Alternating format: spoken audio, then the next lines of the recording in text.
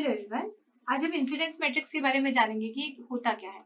ये ऐसा मैट्रिक्स होता है जो कि ग्राफिकल डाटा आपका यदि कुछ है, ग्राफ का डाटा है, कोई आपका ओरिएंटेड ग्राफ बना हुआ है, तो उसे ग्राफिकल उसका डाटा को वो अलजेब्रिक फॉर्म में उसे रिप्रेजेंट करता है, उसे कन्वर्ट कर देता है। ये भी किरचॉफ ने सजेस्ट किया है, जिन्होंने केवीएल एंड केसीएल सजेस्ट किया था। और ये बेसिकली एक एरे होता है रेक्टेंगुलर, जो कि 0 एंड 1 से बना होता है, 0, 1 एंड -1 से। इनकी एंट्रीज क्या होती है इसमें?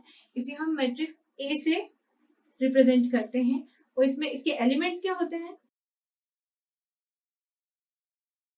इसके एलिमेंट्स क्या क्या होते हैं? एक तो इसकी नोड्स, जो इसकी रोज रहती है वो क्या रहती है?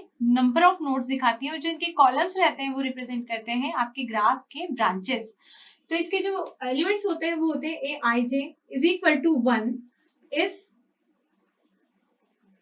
Current of jth branch is leaving ith node।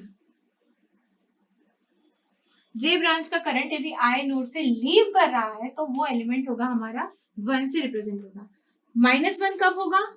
जब जे ब्रांच का जो करंट होगा वो एंटर कर रहा हो ith नोड में, तो वो -1। If current of jth branch is entering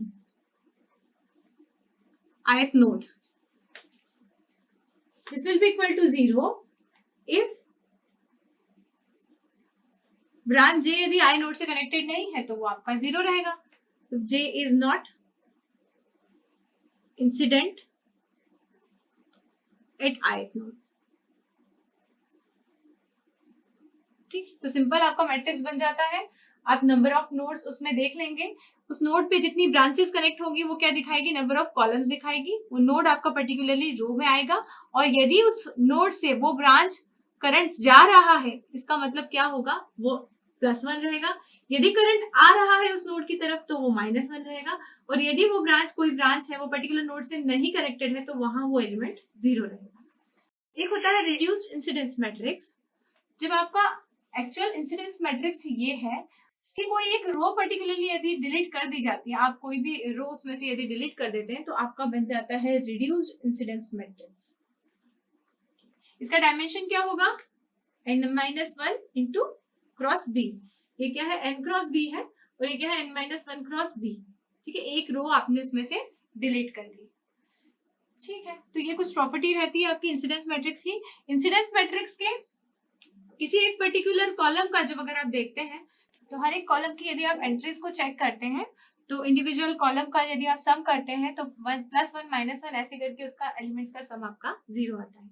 साथ ही साथ नंबर ऑफ ट्रीज यदि आपको फाइंड आउट करनी है, नंबर ऑफ ट्रीज कितनी है, तो क्या होगा? रिड्यूस्ड इंसिडेंस मैट्रिक्स इनटू इसका ट्रांसपोज, इसका डिटरमिनेंट के बराबर होती है आपकी नंबर ऑफ ट्रीज। कोई भी ग्राफ है उसकी बहुत सारे पॉसिबल कॉम्बिनेशन हो सकते हैं, ऐसी भी ट्री बन सकती है, इसके अलावा भी ट्री बन सकती है, तो कितनी ट्री बन सकती है वो डिपेंड करता है।